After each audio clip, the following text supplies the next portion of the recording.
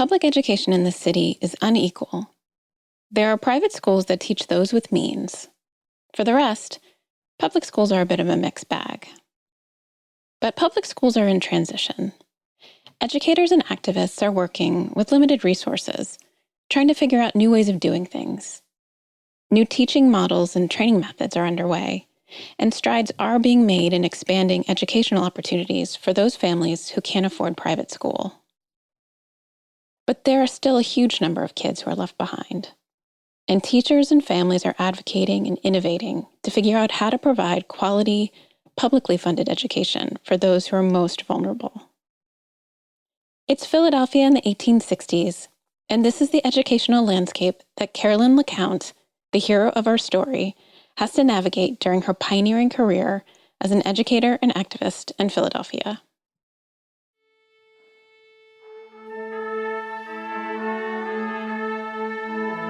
Welcome to Found in Philadelphia, a podcast dedicated to telling the stories of Philadelphia's past so that we can better understand the present. Because our history matters. I'm your host, Lori Almond. With each episode, I hope that you'll learn something new, see things a little differently, and be inspired to go discover some of this history for yourself, right here in the city of brotherly love. The following is the third episode in a special series about educator and activist Carolyn LeCount. The first two episodes told the story of our city during and after the crisis of the Civil War and the triumphs and tragedies in the life of Carolyn LeCount. This episode is the first of two that will look at the importance of education in LeCount's life, and we'll see how LeCount's work in education remains relevant today. And before I forget, if you're enjoying this podcast, I would really appreciate it if you could tell a friend or leave me a review in your podcast app, or both. There are a lot of podcasts out there, and your words of recommendation are the best way to help people find Found in Philadelphia. And many thanks to all of you who've already shared the podcast and left a review.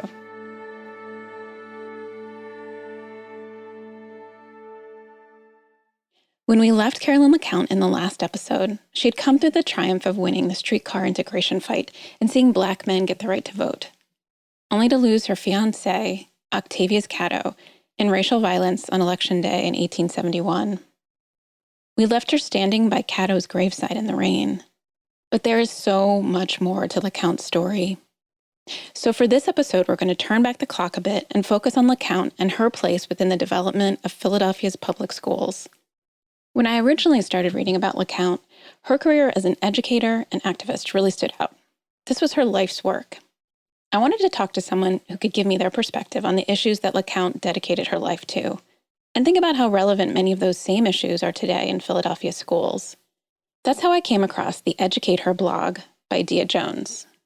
I was excited to find such a thoughtful and passionate voice for education. And when Jones agreed to an interview, I knew I'd hit the jackpot. Dia Jones is a dean at the Mastery Charter School Shoemaker campus. She agreed to meet with me before COVID-19 shut things down. She gave me a tour of her school, which is an amazing historic building. It has beautiful green glazed tile in the entrance hall and a 2-story tall lunchroom with exposed metal trusses. Then we sat down in her office with its incredible views of the neighborhood around the 52nd Street corridor in West Philly. And we talked about education in Philadelphia today. Jones told me how she became a teacher through a special program to bring new teachers into the classroom. It was pretty much trial by fire. So I went through the New Teacher Project in 2004, and you go through maybe 2 or 3 months of training, and then they immediately put you in the classroom. So my first school, exactly. So yeah, when I look back on it, I'm like, I was not ready. So I did that kind of non-traditional route, and then I had to work on my certification from there. And they put me in what was kind of maybe one of the traditionally kind of tougher schools because I come from a military background and they thought I could handle it. So I went to the school and I had a week to observe my classroom. So that was the best thing that could have ever happened for me because I was able to observe my own students for a week and I was able to then develop lessons for those students specifically on their levels. And of course, I kind of got a heads up in some of the behaviors. So that helped me a lot. Jones found the most joy in meeting with her students first thing every morning. And even though it was not an ideal classroom setting, she found the magic of connecting with her kids. I liked advisory. My advisory was 48 students. We did not have enough desks, so they were sitting around, sometimes on the floor, sometimes on my desk. And I thought, how in the world am I going to actually be able to pull this off? But from day one, those students just started talking to me about regular stuff, regular life, things that I had never known in the city of Philadelphia. So I knew that I was exactly where I needed to be because I was learning just as much from them as they were learning from me. And that kind of set the tone for me in my educational career that, just to listen. And I think that has made the hugest difference in my my time with children. In future episodes, we'll go back to this talk with Dia Jones and reflect on how LeCount's life and work still resonates today. In order to do that, I want to give you some background on public education in Philadelphia, because it really helped me understand just how significant LeCount's work really was. And to be honest, I haven't really seen a history of LeCount that does justice to her story. First of all, let's be clear that there has never really been a golden era when publicly funded schools educated everyone equally in Philadelphia. From the very beginning, there were very different educational opportunities for the wealthy and the poor, and for white people and people of color, and we're still dealing with that legacy today. Before publicly funded schools got started in Pennsylvania, most children who went to schools outside of the home were from families who could afford private school. There were some students who were lucky enough to live in a community that provided an education for free. For example, Philadelphia's Quakers established a small school for Black children as early as 1770, and many Black churches set up their own small schools or provided some education on Sundays. But many children simply didn't go to school at all. They were often needed to work for the family. School was seen as a luxury. But during the Revolutionary War years, educating the citizens of the new republic was viewed as a common good, worthy of public investment. Free schools for poor citizens were actually mandated in the young state of Pennsylvania's Constitution, but it took some time to get them established. Philadelphia actually started the first publicly funded school system in the state of Pennsylvania and was among the earliest school systems in the United States. The city's first free schools were created in 1818 to teach poor white children whose parents couldn't afford to send them to private schools. These early free schools were really the first of many, many flawed experiments in educating children more equitably in Pennsylvania. But Black Philadelphians were actively discouraged from attending these early free schools, even though they weren't expressly forbidden from attending. The Black community was told that if they sent their kids to the free schools, they'd be seen as taking away resources from poor whites. And this would cause tensions between Blacks and the predominantly poor immigrants. These groups were already pitted against each other in the fight for the limited resources offered by the city. However, under pressure from the Pennsylvania Abolition Society, the first publicly funded school for poor Black children was built in Philadelphia in 1822. Though according to a history of Philadelphia public schools, spending public funds on a school for Black children was hotly debated for its, quote, propriety and legality. But after careful consideration, the school commissioners decided they were justified in establishing this school. This first free school for poor Black children was known as the Mary Street School and served 200 students. Several other free schools would follow, but the Mary Street School building still stands in a heavily altered state at what is now 141 League Street, near 2nd and Washington. It's currently home to Philadelphia Style magazine. But Philadelphia's early free schools were not fun. These schools were developed on the Lancasterian method, named after its creator, an Englishman named Joseph Lancaster. His system was applauded for its efficiency and cost savings, not necessarily for cultivating young minds. Education by this method was compared favorably to labor-saving machinery, and was just about as joyful as that sounds. Here's what it looked like. One teacher sat at the end of a large open hall and looked out over a room full of students of varying ages. In the front of the room, there were open areas for students to stand and recite. In the back were rows of bench-like seats. Classes could be as large as 450 students to one teacher. The actual teaching was done by older and more advanced students who looked after groups of younger students. Students were grouped by their ability and rotated in blocks through the schoolroom with very little adult supervision. There was an emphasis on following rules, rote memorization, and repetition. The Lancasterian method was really aimed at turning out good workers for the factories of the Industrial Revolution, not independent thinkers. These early free schools were so awful, and they eventually earned such a bad reputation that Pennsylvania later had to drop the term free school and switch to public school. But major changes were coming for these schools in Pennsylvania during the 1830s. Up until this time, public funds were only used to help the very poorest, mostly white children.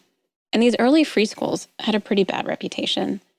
So if families sent their kids to school at all, anyone who could would scrape together the money to send their children to one of the many small, private, often home-based schools.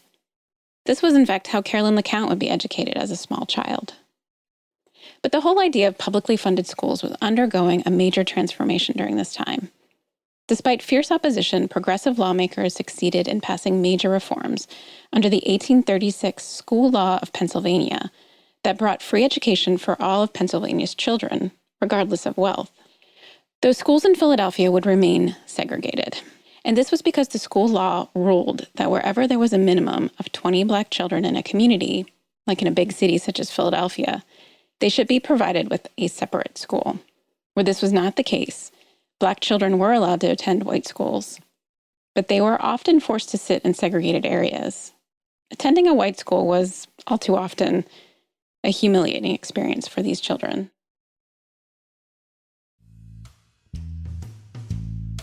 By the 1850s, Philadelphia's informal system of public schools was developing into something that felt like a real school system, spreading across the newly consolidated city and its outlying areas. And the school district ultimately abolished the much-hated Lancasterian system of teaching in favor of more progressive methods. This led to a new era of professionalism in the field of education. New theories and ideas were being tried and tested.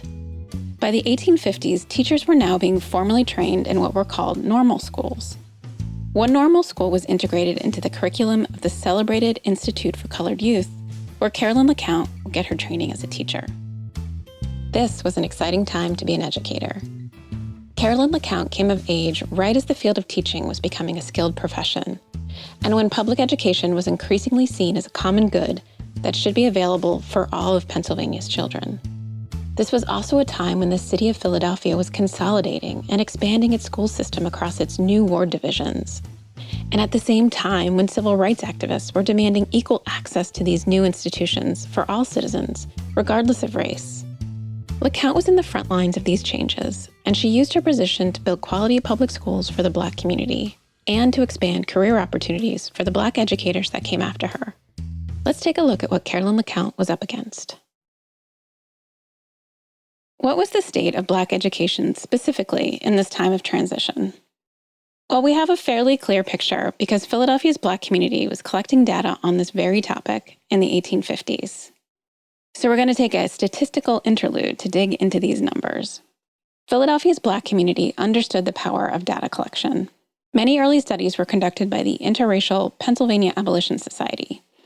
However, by 1860, the Black community had its own activist group called INFOL, the Social, Cultural, and Statistical Association of the Colored People of Pennsylvania. We'll just call them the Statistical Association, and note that its members played an active part in the streetcar integration fight, talked about in earlier episodes. The Statistical Association formed to undertake an educational research study in the 1850s. Their study focused on, quote, ascertaining the present state of education among the colored population of our city and districts, in order that those who succeed us in this concern may at future periods have some data from which they can form an estimate of the progress made by this class of our citizens in school learning. The Statistical Association was establishing a baseline for the state of education in the Black community with an eye to tracking improvements in the future, and their work was built on by other researchers later in the century. You may have heard of one of them, W.E.B. Du Bois. He developed pioneering sociological studies in Philadelphia in the 1880s. His work was later published in the Philadelphia Negro. And Carolyn LeCount would play a role in Du Bois's work too, but more on that later. Let's dig into the 1850s report on education. You can find the full 1850s Statistical Association report at the Library of Congress website, but here are a few interesting takeaways. In 1854, a significant number of Black children in Philadelphia, aged 8 to 18, did not attend school at all. This was about 40% of all school-aged children who weren't in school. Of the remaining 60% that did attend school, which is about 2,300 children, about 45% of them were enrolled in the 8 publicly funded schools open to them. These included larger public schools that had been established under the previous free school system, as well as some newer public schools for Black children. The newer schools tended to be smaller, with an average attendance of 15 to 30 students. These would have been smaller home-based schools that were petitioning to join the larger public school system. But both large and small public schools were seen as showing definite improvement over what was, admittedly, a very low bar set by the earlier free schools. The Statistical Association study also noted that all of these public schools were run by white teachers. About 15% of children who attended school went to one of the 13 private day schools, predominantly run by Black women who taught out of their homes, even though these schools often had some form of tuition and required a significant financial sacrifice and commitment from families. Only 1% of children who attended school were enrolled at the prestigious Institute for Colored Youth, like Carolyn LeCount. But the report includes a very stark statistic that shows how vulnerable this population was. Of the children who were noted as attending school, fully 19% of them were considered inmates at houses of refuge or attended charity schools for the destitute. One can only imagine what school looked like for these children. The 1850 study also indicated that of the 9,000 adults surveyed, about 45% were illiterate, and only 59 individuals held jobs that required any form of significant education, training, or apprenticeship. 16 of those adults in higher prestige jobs were educators, while there were only 6 physicians, 5 clerks, and 1 midwife out of 9,000. This was the state of the free Black community in a northern city, just as the country was heading towards civil war. Their lives were still clearly impacted, still limited by racism. There was clearly a lot of work to do in terms of education, but there was also a need to create opportunities for African Americans in jobs that were often denied them, even when they had the right training. And that's where Carolyn LeCount comes back into the story. Carolyn LeCount was one of the lucky 1% who attended the Institute for Colored Youth. She graduated only 3 years after the findings from the Statistical Association study were published. So this was the state of the Black community that she set out to educate. But she had some help. LeCount was assisted by another pioneering Black educator, Cordelia Atwell Jennings, an 1860 graduate from the Institute for Colored Youth. Jennings would give LeCount her first job. After graduating from the Institute, Jennings started a new private school for Black children at her family's home on the 900 block of South Street. 2 years later, Jennings' school was so successful that she had moved into a series of larger spaces.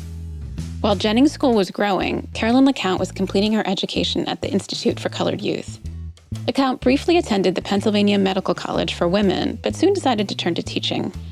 Around the same time, Jennings needed teachers for her growing school. Jennings hired LeCount to help her and the school get ready for some big changes. Jennings' formerly private school was about to be incorporated into the growing Philadelphia public school system. Jennings' school would become public as the Ohio Street Unclassified School. The name came from the school's new location in a rented building on Ohio Street, a small alley running east from 12th Street below Pine. Unclassified just meant that it enrolled children of all ages. Now, Jennings had been working on making her privately funded school part of the public school system for a while. A few years earlier, she first asked to join the school district system as part of the 4th Ward where Jennings lived. But they would only agree if Jennings would step down as principal and serve as assistant to presumably a white principal, which she refused to do. There were no African American principals in Philly's public schools at that time, and certainly no Black women in that position. So, a few years later, Jennings applied to join the school district as part of the 7th Ward, and she was accepted on her own terms by the head of that division, Louis Elkin. Elkin was a wealthy Jewish philanthropist who believed deeply in the public school movement. Upon his death in 1901, Elkin would donate $2 million to the school district of Philadelphia to create a pension for retired school teachers. Elkin's bequest would be worth about $60 million today. This remains one of the largest donations in the school district's history. So in 1864, Cordelia Atwell Jennings was about to become the first African-American woman to serve as a principal in the city. Her school would no longer be supported by private tuition, but would be paid for by public funds within the school district of Philadelphia. Black children could now attend for free. Jennings hired LeCount and two other women, Mary Brown and Mary Matthews, all graduates of the Institute for Colored Youth, to assist her in this transition. By selecting Institute graduates, Jennings was establishing a high standard by hiring the best and brightest educators for her school. Her public school was going to provide a quality education for the Black community based on the latest methods and taught by talented teachers. I should note that in 1864, another Institute graduate was promoted to principal within the Philadelphia school system and would work to build quality public education opportunities for the Black community. This was Jacob C. White, Jr., a peer, friend, and colleague of Jennings, LeCount, and Octavius Catto. But White would be hired as a principal to improve the existing Robert Vaux Primary School, which had been established under the earlier free school system and was languishing with only 50 students. In contrast, Jennings, as a woman, had to build her own successful school of 200 students and fight for her right to remain as principal when her school was incorporated into the Philadelphia School District. And perhaps for this reason, Jennings staffed her school exclusively with fellow female Institute graduates to promote other women educators.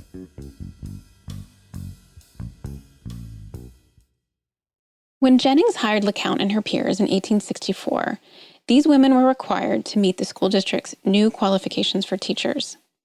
That's how LeCount became one of the first 3 Black women in Philadelphia to pass the city's teacher's examination, which was part of the new professional standards for educators.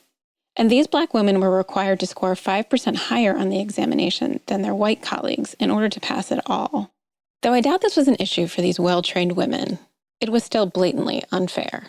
So these extraordinary women were joining forces to show the school district what quality education for Black youth looked like. These were real superheroes, right? I don't know about you, but I'm ready for the Ohio Street 4 graphic novel. Jennings, Brown, Matthews, and LeCount. The stakes were high, but these women were ready for the challenge. But there was a problem. After only 3 years of going public, Cordelia Jennings married and moved to Louisville, Kentucky to take over a high school there. According to records, the 3 young women who had just passed the city's teacher's examination, LeCount, Brown, and Matthews, were re-examined in January of 1867 to see who would score the highest and replace Jennings as principal at the Ohio Street School. Jennings had fought hard to become a principal, and it was important that another Black woman replace her. And like so many other times before, Carolyn LeCount came out on top. So LeCount was promoted to principal of the Ohio Street School at the age of only 21. Throughout the streetcar integration battles of 1867, LeCount was also heading up an entire public school on her own and navigating the complexities of being a part of this larger school system. And LeCount would go on to build one of the most well-respected Black public schools in late 19th century Philadelphia. More on that story in the next episode. And I promise you won't have to wait months for the next one to drop. Thank you for listening to this special series of the Found in Philadelphia podcast. This podcast was made possible in part through a grant from the Athenaeum of Philadelphia. I'd like to thank Dia Jones, current Philadelphia educator, activist, and creator of the Educator blog. I continue to feel so lucky to have had the time to meet with you earlier this year. I also need to recognize the working from home support of Cyril Tayendier, an associate teaching professor and audio engineer at Drexel University and head of Mad Dragon Recording Studios. I'd also like to send a special thanks to Diane Richardson at the Ebenezer Maxwell Mansion and everyone who attended the online Q&A event about Carolyn LeCount in June. I greatly appreciated your enthusiasm and your thoughtful questions. It really helped me think through these episodes about LeCount and public education. And you gave me permission to extend the story of Carolyn LeCount into more episodes, because as you reminded me, the story of Black activism and the fight for civil rights has been going on for 400 years and counting. This story has no end, but it's important that we keep telling it.